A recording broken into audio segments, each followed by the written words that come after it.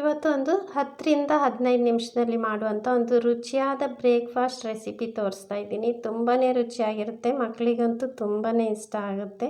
Evening ಸ್ನ್ಯಾಕ್ಸಿಗೂ ಸಹ ಮಾಡ್ಕೋಬಹುದು. ಎಲ್ರಿಗೂ ನಮಸ್ತೆ, ನಾನು ಸುಪ್ರೀತಾ ಶೆಟ್ಟಿ. ವೆಲ್ಕಮ್ ಟು ಸ್ವಾದ. ಮೊದಲಿಗೆ 1 ಕಪ್ಪಷ್ಟು ಕಡಲೆ ಹಿಟ್ಟನ್ನು ತೊಗೊಂಡಿದ್ದೀನಿ. ನಂತರ ಅದಕ್ಕೆ 1 ಈರುಳ್ಳಿನ ಉದ್ದಕ್ಕೆ ಹೆಚ್ಚಿಬಿಟ್ಟು ಹಾಕ್ಕೊಂಡಿದ್ದೀನಿ.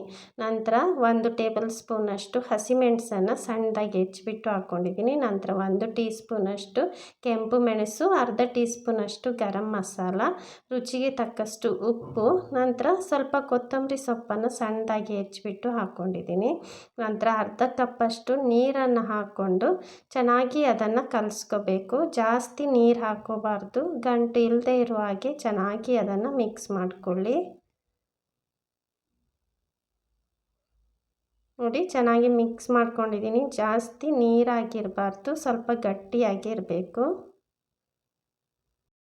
ನಂತರ ಒಂದು ಚಿಕ್ಕ ಪ್ಯಾನ್ ಇಟ್ಕೊಂಡಿದ್ದೀನಿ. ಅದಕ್ಕೆ 1 ಟೇಬಲ್ ಸ್ಪೂನಷ್ಟು ಎಣ್ಣೆನ ಹಾಕ್ಕೊಂಡಿದ್ದೀನಿ. ಲೋ ಫ್ಲೇಮಲ್ಲಿ ಇಟ್ಕೊಳ್ಳಿ. ನಂತರ ಬ್ರೆಡ್ ಸ್ಲೈಸ್ ತೊಗೊಂಡು ಅದನ್ನು ಈ ಮಸಾಲೆ ಏನು ಮಿಕ್ಸ್ ಮಾಡ್ಕೊಂಡಿದ್ದೀವಿ ಕಡಲೆ ಹಿಟ್ಟಿದ್ದು, ಅದರಲ್ಲಿ 2 ಕಡೆ ಚೆನ್ನಾಗಿ ಮುಳುಗಿಸ್ಕೋಬೇಕು. ಜಾಸ್ತಿ ಮುಳುಗಿಸ್ಬೇಡಿ, ಬ್ರೆಡ್ ತುಂಡಾಗೋ ಸಾಧ್ಯತೆ ಇರುತ್ತೆ. ಅದಕ್ಕೆ ಕ್ವಿಕ್ಕಾಗಿ ಈ ರೀತಿ ಮಾಡಿಕೊಂಡು 2 ಕಡೆ.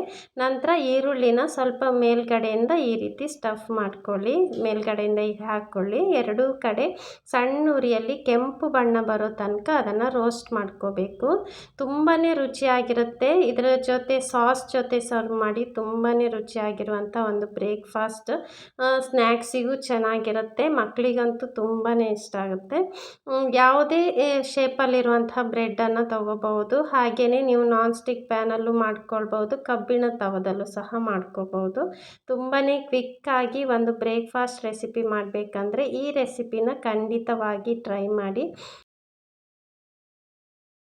ನಂತರ ನೋಡಿ, 2 ಕಡೆ ಕೆಂಪಾಯಿತು ಅನ್ನುವಾಗ ಅದನ್ನು ತೆಗೆದು ಸರ್ವ್ ಮಾಡಿ. ತುಂಬಾ ರುಚಿಯಾಗಿರುತ್ತೆ. 1 ಟೇಬಲ್ ಸ್ಪೂನ್ ಎಣ್ಣೆಯಲ್ಲಿ ರುಚಿಯಾಗಿರುವಂಥ ಒಂದು ವೆಜ್ ಬ್ರೆಡ್ ಟೋಸ್ಟ್ ರೆಡಿ ಆಯಿತು. ನನ್ನ ಈ ರೆಸಿಪಿ ನಿಮ್ಗೆ ಇಷ್ಟ ಆದರೆ ಪ್ಲೀಸ್ ಲೈಕ್ ಮಾಡಿ, ಶೇರ್ ಮಾಡಿ, ನನ್ನ ಯೂಟ್ಯೂಬ್ ಚಾನಲ್ನ ಸಬ್ಸ್ಕ್ರೈಬ್ ಮಾಡಿ, ನನ್ನ ಫೇಸ್ಬುಕ್ ಪೇಜನ್ನು ಫಾಲೋ ಮಾಡಿ.